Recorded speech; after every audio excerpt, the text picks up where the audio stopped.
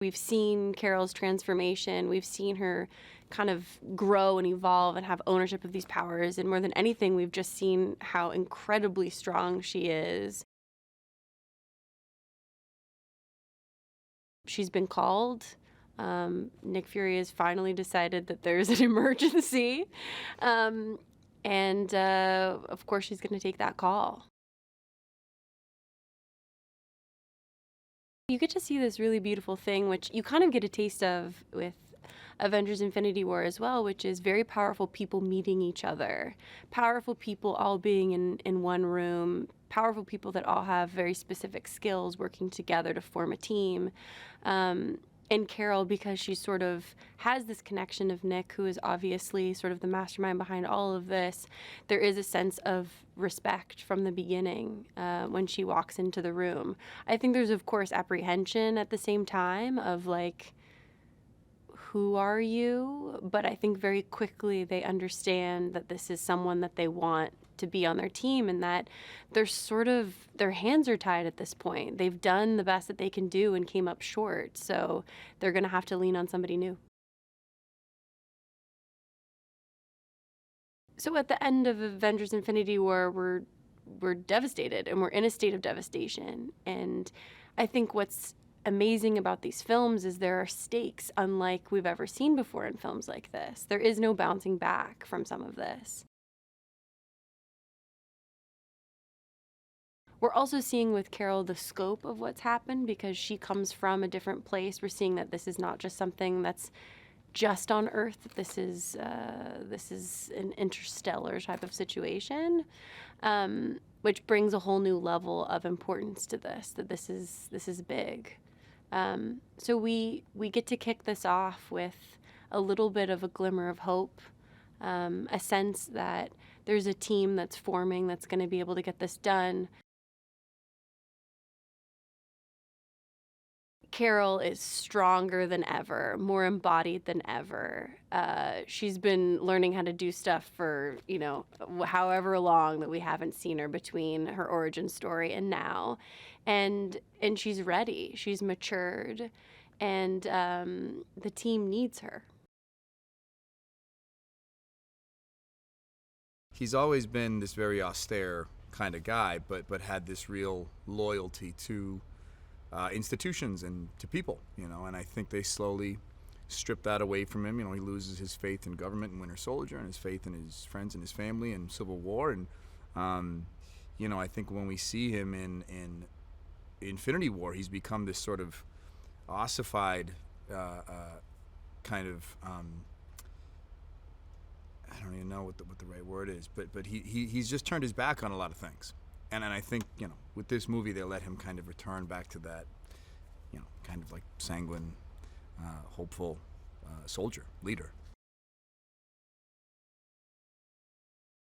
The biggest worry is not only trying to make the guy entertaining, but to make sure the series stays entertaining, And I just really credit everyone over at Marvel. I mean, they know these comics inside out. They're incredibly, fastidious, and, they're fans themselves. So they've done their homework, and they know what the fans want. They know when they're coloring outside the lines.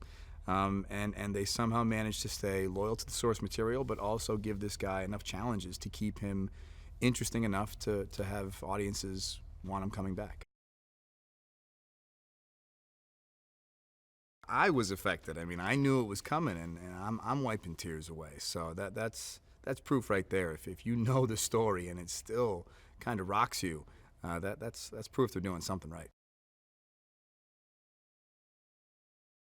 It's not hard with Downey. He's a very affable guy, and I think he really understood the weight of the responsibility with these movies, and I think he understood that if,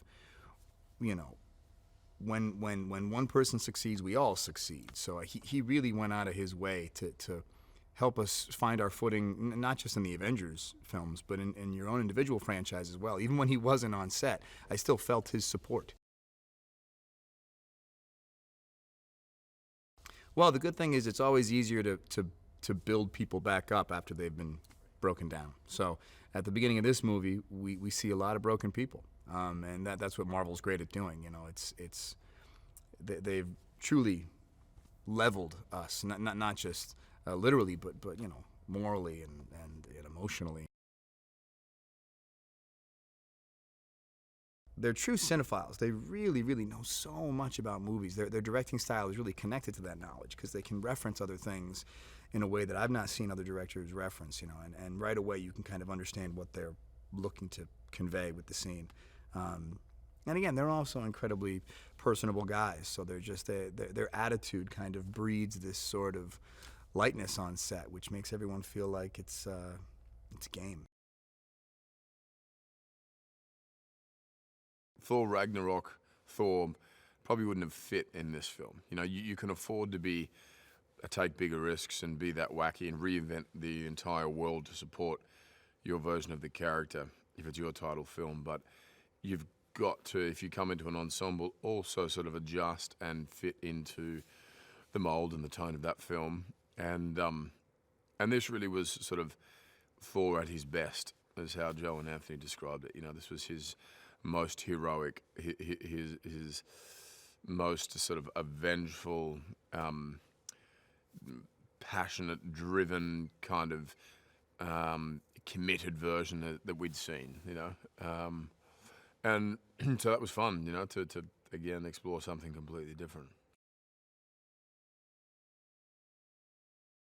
What I haven't seen before, I think, is this sort of force and this sort of power by one single individual, and it's not only his sort of intellect that manages to sort of navigate his way through this and outsmart us, but it just his sheer force and strength is something that none of the Avengers or anyone in the MC universe has ever really encountered before.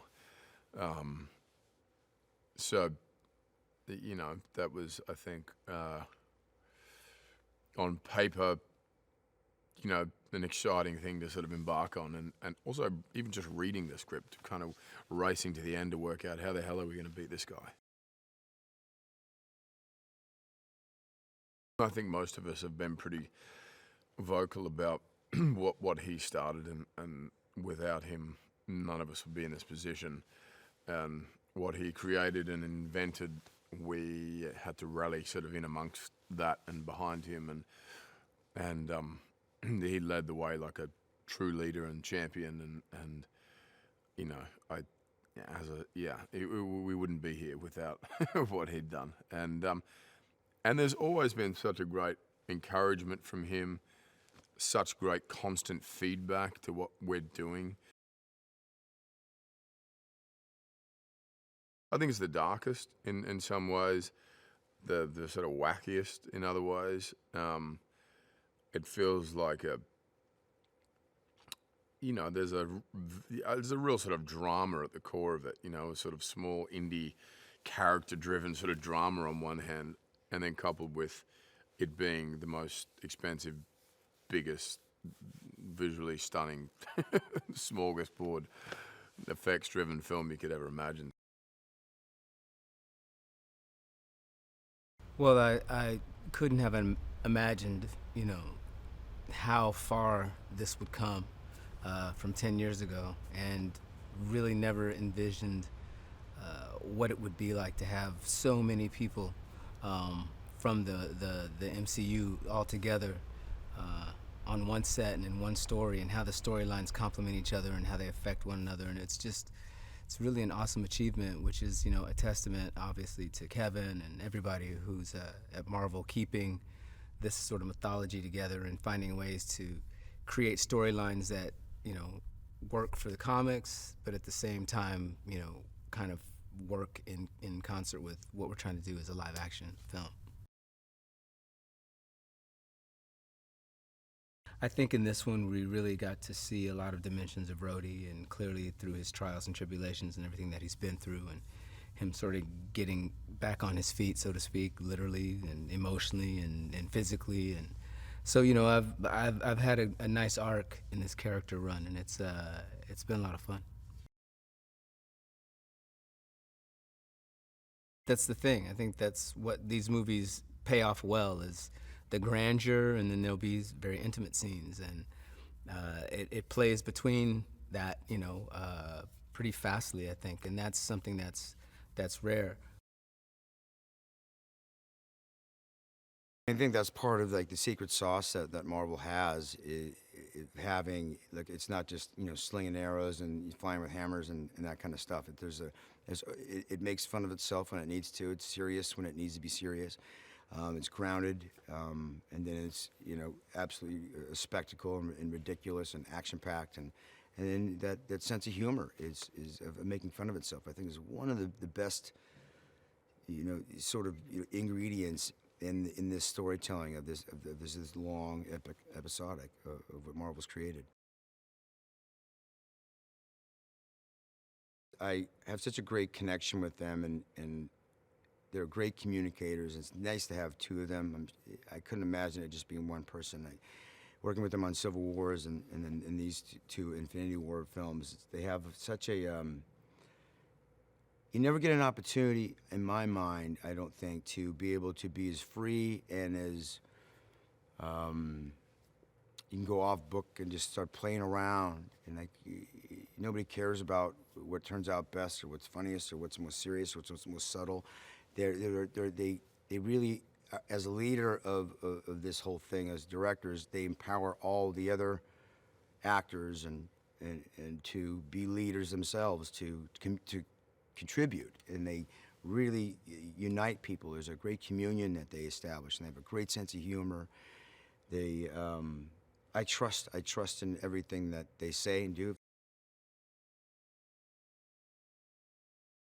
And your job is to focus, and it's a very disciplined process for us, and we've had incredible collaborators in Markus and McFeely for all 4 movies, and they've written more films than anyone else in the Marvel Universe. They have an encyclopedic knowledge of the characters, and so it's as you progress through films like that, your job as directors gets bigger and bigger, and there's the adage that you gotta fly at 40,000 feet, to get perspective on the whole thing.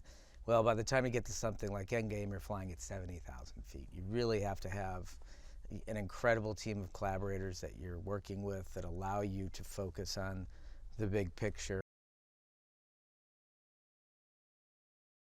I think we have a lot emotionally invested in Cap as a character.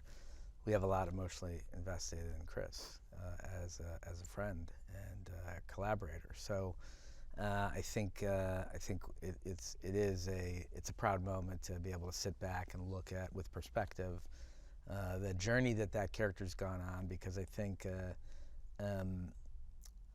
while I think Tony's one of the most complicated characters in the Marvel Universe, if not the most complicated, Cap had the most interesting arc.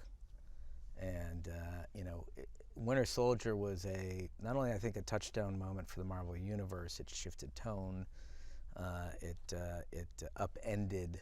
It's the moment when we started disrupting the Marvel Universe, so it upended everything that you had known up until that point and shifted it and turned it all upside down. But Cap had to question his very identity and go against the country that had given him his identity. And that is a really rich theme, and I think that the Cap carries with him the most profound thematics. And he does so again going into Endgame. In our mind, part of the reason why the Avengers failed in Infinity War is because they were divided, because of the fallout of Civil War left them in a place where they weren't functioning as a team when Thanos comes for the stones. They aren't in communication with one another. So when Thanos attacks, they're divided, and so divided, in fact, that they never get together as a team throughout the entire film to oppose Thanos. But at the end of the day, we feel like all meaningful storytelling has to include stakes. And it's, in order to have emotional highs, you have to have emotional lows in drama. And so part of the reason, we knew that ourselves and audiences had so much joy out of these films for so many years now, that if we didn't start to test that and push back against that, it would essentially just start to dissipate on its own. So we needed, in order to keep the narrative vital and vibrant, we had to take big risks and we had to test it. We didn't understand the nuances of the role. I think, again, they had intention, and yes, you have the relationship with Gamora and Nebula and all that stuff, but I think it wasn't until we started experimenting that we realized that there was a character there that you could, like what I said before, that you can invest, you know, into, and that you could sympathize with. I think that's the biggest thing. It was a character that you could sympathize with. Avengers is the best, one of the best decisions I've ever made because of what I'm getting out of it on the other side, which is audience participation and total investment into what we love more than anything, which is the ability to tell a story in a way that people can identify with and are emotional in reaction to. The first time I saw Avengers Infinity War was with everybody else at the premiere for the film, and I only knew the material that I had shot as Nebula, and so I had no idea what was going on in the rest of the film, and so I got to sort of like experience it along with everyone else, like one of the fans, which was pretty cool, and I was floored. I didn't expect to cry as much as I did. I was particularly invested, obviously, in the Gamora Thanos storyline. I thought that that was just sort of epic and really, really devastating. And the whole thing, I was just floored by it. Coming out of the last film and starting in Endgame, Nebula is not in the best place emotionally. I mean, she had just started to form a connection with her sister, which is something she had wanted her whole life. And it was finally happening for her, just the beginnings of it, and then her sister was taken away from her. And that was her only real family. So she is feeling alone and completely lost and helpless. It's incredibly satisfying to be able to kind of, you know, explore and uncover parts of this character throughout the movies. I mean, you know, usually you would have that kind of arc in one movie, but with Nebula, I mean, it's just over the course of multiple movies now. And that just keeps it really interesting for me as an actor, because, I mean, she's changing every time. I never feel like I'm repeating myself. It's like we're learning something new about her every single time. They're just so supportive, and whenever I speak to them about a character moment, they are so ready to dive into that, because I think they cherish those character moments within all of the action. And there's so many of those in this movie, and that's because they invest the time in them and, you know, with the actors, and we worked really hard to make sure that these character moments were detailed and specific. The thing I love most about being part of the Marvel Cinematic Universe is my character. I fell in love with her from moment one when I auditioned to play the role, and just this whole sibling relationship with Gamora and her relationship with Thanos, it's so complicated, and it's just always been so interesting to me and the most incredible acting exercise. And so getting to kind of see that unfold and explore it over multiple movies has been the most satisfying experience. What's so exciting for us, and was the intention from the start many years ago when we embarked on this two-picture journey to sort of tie up the Marvel Cinematic Universe, is that it would be very hard to predict where Avengers Endgame goes and how it gets there. I think all of the remaining heroes deal with the events of the end of Infinity War differently. I think most of them are not used, all of them are used to trauma of one kind or another. None of them are used to being defeated so thoroughly by a single antagonist.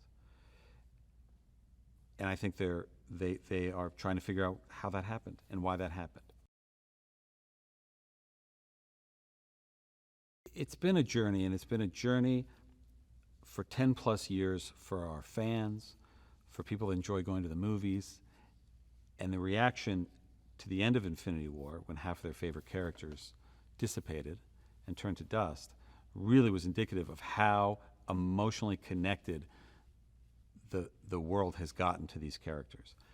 It is triply so for those of us working day in and day out on these movies, and certainly the actors who've been portraying these characters for many years. Well, we were unsure what the response was going to be. How often does the villain win, and win in such a resounding way that you lose approximately half of your superheroes and half of the living creatures in the universe? So we weren't quite sure. We thought they might revolt on us, but I think some of them, it was a mixed bag, I would think, too. Some people hated it but loved it at the same time. Some people loved it because they know there's another Avengers movie coming out and to see how this all wraps up. So I think it was quite a mixed bag, but I think that through the common denominator through it all is that people were really moved by it, and Marvel has gone in a completely another direction and has done something different. The villain wins, the heroes lose, and now what happens? The Russos are so adept at handling complicated storylines, dealing with multiple issues. They're great with comedy. That's where they started. That's where their chops are. They've become great at action. They're the premier action directors. So, and they're great with emotion. If you look at Civil War, for instance, how emotional is that film? So they were the perfect combination. And we needed two people that were going to be able to shoot for a year straight. That is a remarkable amount of shooting. It would be relentless because of you're constantly prepping, shooting, editing as you go, and there was no other choice. And when we approached them with it, they said they were wide-eyed and smiling. He said, "Yes, we're up for this task." Part of why I became an actor is because it's always changing. I don't have to do the same thing over and over again. And, luckily, Banner has had this kind of crazy trajectory at this point.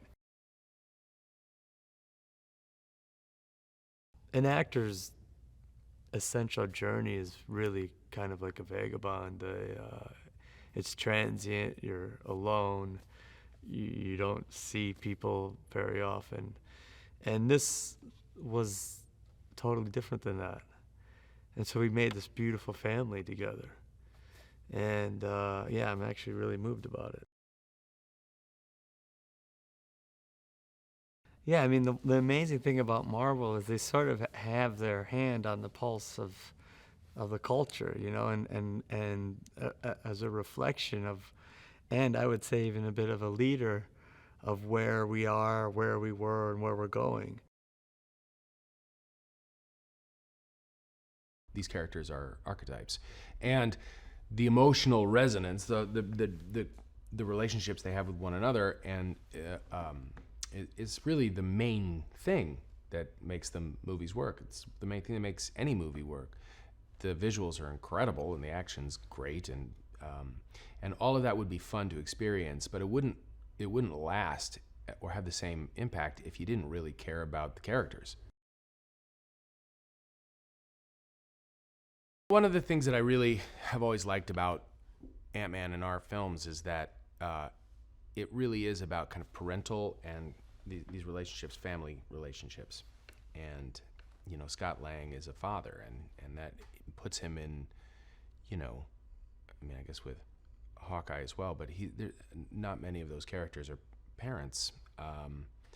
And so we get to focus on that, and that was something that I always thought would kind of play through Scott Lang's character and story in both of the films. I think Thanos is a really complex, amazing antagonist, because like any good villain, when I saw Infinity War, I'm like, what he's saying you can see the logic. You know, that it's, sure, maybe he's a psychopath, but you know, it's like at its heart, there's something that you can sympathize with, and I think Brolin does a great job at playing kind of a powerful character. He's perfectly cast as somebody that you think like, wow, he just exudes a kind of strength and poise, and he brings that to Thanos. And it's, you know, when you've got this many amazing heroes fighting you, you better be a pretty formidable opponent, and you need a pretty formidable actor to play somebody like that. And so Josh, I think, really, you know, hit a home run. The last 8 minutes of that movie are maybe the best 8 minutes in the entire history of the whole run of them, in a way, you know, because everyone's involved. So I was delighted. He's recognizing that he actually should have his eyes on the long game here. And so I guess there's a different set of principles that he's operating by than he has before. And I think a lot of that has been the burgeoning effect of all of these other Avengers, and seeing how much they've put on the line. Anthony and Joe are about the only two folks that I could imagine, forget just still having the respect of the cast and crew when we were done, but not being either incarcerated or embalmed or in some other way permanently damaged, because just the physical and mental stripping of one's chi that it takes. You know, these are years and years and years and years. They've essentially been on a job for 6-7 years now. And I love them. And they love the Avengers. It was all there in this universe to begin with, and I think that that's why the Marvel comics have always been so numinous to kids and grown-ups and people. There's this love for it because it speaks to the world, but it also speaks to the democratic American projected dream, which is far more complicated than that. But there's an ideal there that's always been trying to express itself, and strangely, in some ways, the best of it has been expressed in these little 2-hour segments of entertainment. When I did Iron Man 2, I didn't know if the fans and the audience would accept my interpretation, my casting of this character. And so while I knew there were many different kind of dramatic directions that we could go and parts of the character that we could reveal or peel away or not, it was very, it was just an introduction to this character as like an idea. And it wasn't until Avengers 2, the first Avengers, that I got to work with Joss Whedon and really work on this characterization and develop the depth of this character's backstory and what we wanted to be her truth. I think Natasha is a little bit different than your kind of average hero or superhero in a sense, because she has she operates on a different kind of she has a different sort of moral compass than some of the other characters, like, say, even Cap. I think she understands that there's a balance between dark and light in the world, and that you kind of have to I think she understands the sacrifice you have to make on either end in order to have a kind of balance. That might not be a reality that some of the other characters are really willing to swallow, but you know, I don't think she has to have the same mindset as say Cap in order to work alongside him. You know, she just looks at the world in a different way, but they can have a shared goal. I really love Natasha. I think she's constantly evolving. She's, you know, she doesn't get stuck on things. She's just continuously moving forward, and I think, you know, she doesn't dwell on regrets or the past, even though those things may haunt her. It's two of the biggest movies that Marvel has ever made. So to trust me with that is an amazing feeling, but to also be a part of it and take the journey with the Russo brothers and Markus McFeely and the rest of their crew for the year and a half that we were in Atlanta shooting the two movies, and then just seeing it at the end, you know, watching it with everybody at the premiere, where at first, actually for some people, it was the first time that they've ever seen it. It was a pretty overwhelming feeling, but it was amazing altogether. This is the first time that Marvel has ever made a movie where our villain actually wins at the end. Our heroes were brutally defeated by Thanos. So that was the first, and it was very exciting to actually, you know, take that leap and do something different. So I think, and then to have audience actually embrace that at the end, and when they watched the movie and they were, you know, and it is bittersweet. It was overwhelming in the sense that this is the first time our heroes are defeated this way, and some of our characters didn't make it at the end, but in a good way, it was a change in that they were actually pretty surprised that we actually took that challenge. And I think the outcome, you know, I love that people embrace that. They love these characters and they know these characters inside out. And literally, you could not have asked for better directors to be making these two movies, because they're so passionate about what they do and they love this world and like they love the MCU, and you know, all they want to do is just build upon that and create more. It is the biggest movie that Marvel has ever made. I mean, the scope of this movie is unheard of. And, you know, when we say, or when Tony utters the words, it's been leading to this, it's all been leading to this, it is true. You know, Avengers Thor, this movie, Strange says it so perfectly at the end of Infinity War. You know, we're now in the Endgame. This is it. You know, this is the big epic showdown of all showdowns.